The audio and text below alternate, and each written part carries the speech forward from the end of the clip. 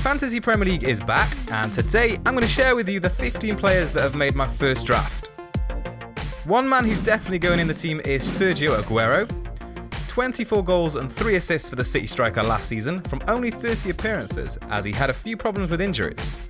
But he's priced at 13 million for a reason, and it's because he's probably the most reliable striker in the game, the one you're often going to use the captaincy on, and he's proven himself over a number of years in the league, so he's the first name in my squad.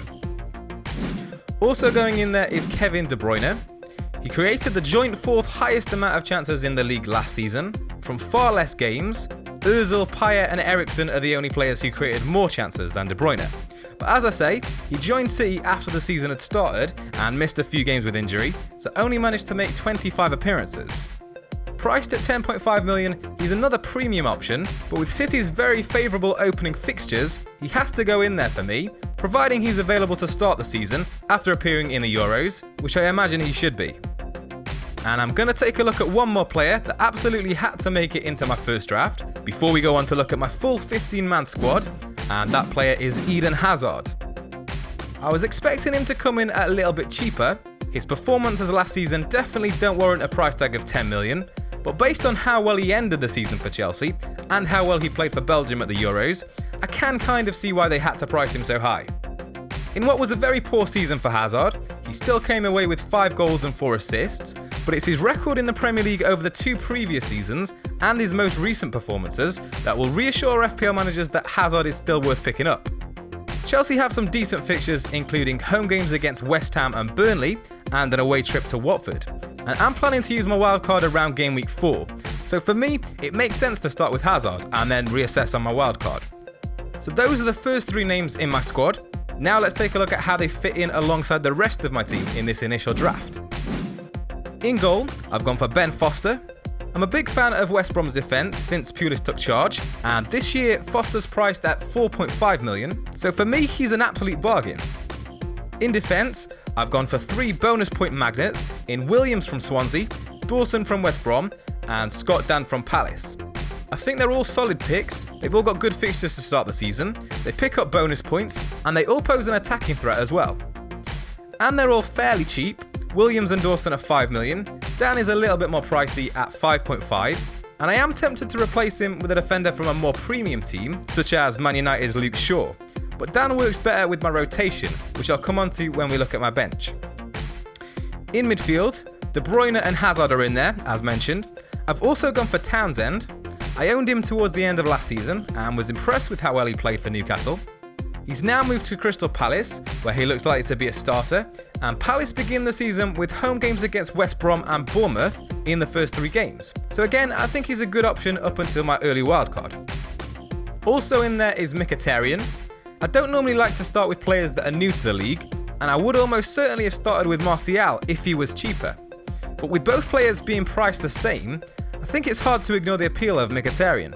He was impressive in his United debut in pre-season, and his stats from last season and in recent years are incredible, so I think he could be worth the gamble.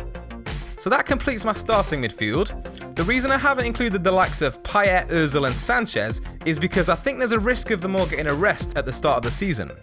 Wenger plans on resting players. Payet made it to the final of the Euros, and that could mean that either he'll get a rest on the opening day, or he'll play but be a little bit off his game. He could still start and absolutely kill it, but that's at least my logic at this moment in time. So up front, I've gone for Aguero of course, and Shane Long from Southampton, and Andre Gray from Burnley. Long looks set to be the first choice striker, following Pella's move away. He did quite well last season when he got game time, so I think he's a nice budget option, especially with the fixtures Southampton have to start with, which include home games against Watford and Sunderland in the first 3 weeks. And as for Gray, you'll know I'm a fan of him if you've seen my video on players to watch from Burnley. He was a top goal scorer in the Championship last season, and his stats look great. I think he's a player who's got what it takes to make that step up into the Premier League, and it helps that he'll begin with a home game against Swansea.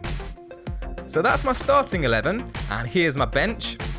I've gone very cheap on the bench to begin with, because as I say, I'm looking at wildcarding early on. And if you want to hear my thoughts on why I think that's a good idea, check out my video on the top 5 tips for fantasy football.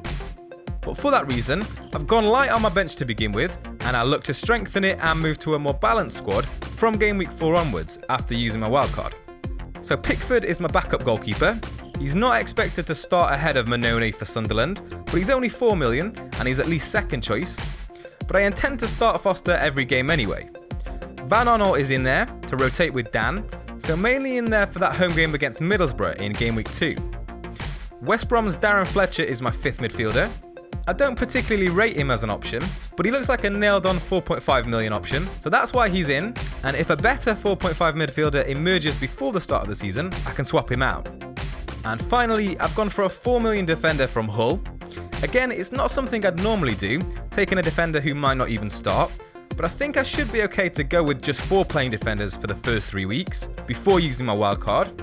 And Hull's first choice right back recently picked up a long-term injury, and I don't know whether Lenihan is likely to be next in line, but he is a backup right back, so he could find his way into the starting 11. So that's something I'll be monitoring, and obviously if a better 4 million defender emerges, I'll swap Lenihan out. But that's what I've got for my first draft. It's heavily based around the idea of an early wildcard. I wouldn't recommend going for such a cheap bench if you don't plan on wildcarding early, because it's always useful to have players to come in off your bench if one of your starting players randomly misses a game. But let me know what you think of this first draft. Leave me a comment with the squad you've picked to begin with. Be sure to give the video a like if you've enjoyed it, and I'll see you for another pre-season video very soon. If you're a fan of the channel and you'd like to show your support, I have a Patreon page you can check out. There'll be lots of rewards on there, including bonus FPL related content for those that are interested, so do check that out. The link is in the description below.